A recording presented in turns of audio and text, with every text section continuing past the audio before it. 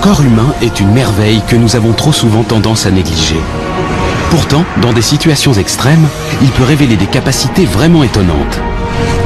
Cette machine complexe est en perpétuelle évolution depuis des millions d'années. Aujourd'hui, grâce à la 3D, nous sommes en mesure de l'étudier comme jamais auparavant.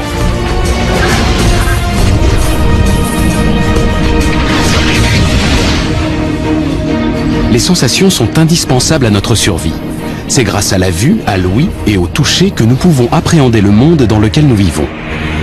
Tout commence sous la peau. Plus d'1 million de mini-récepteurs nous fournissent des données brutes. 60 km de fibres nerveuses nous permettent de réagir à une vitesse fulgurante. Nos sensations nous préviennent du danger. En cas d'attaque, elles constituent nos premières lignes de défense. Elles nous permettent également de réaliser des prouesses. Et dans les cas extrêmes, elles peuvent même nous sauver la vie.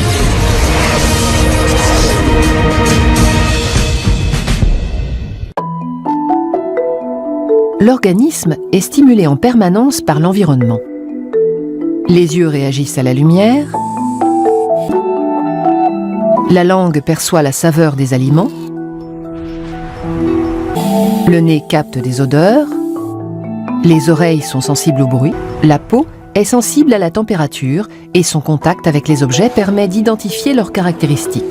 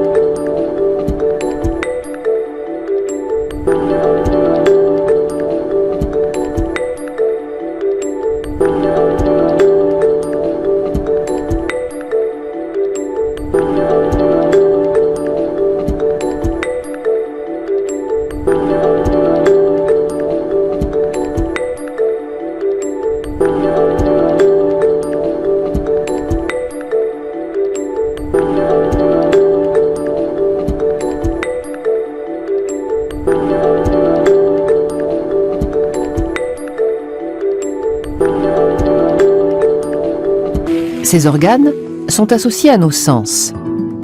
Ce sont les organes sensoriels. Quand un organe sensoriel est stimulé, il génère des messages nerveux. De nature électrique, ces messages se propagent depuis les organes sensoriels vers le cerveau ou la moelle épinière. On les appelle messages sensitifs afférents.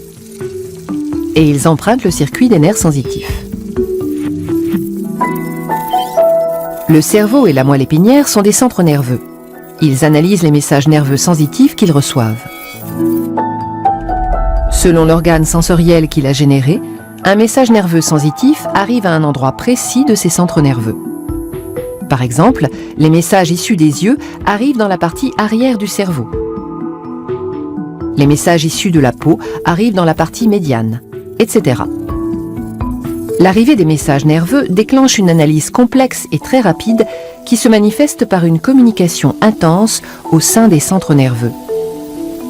Des messages nouveaux sont générés et échangés.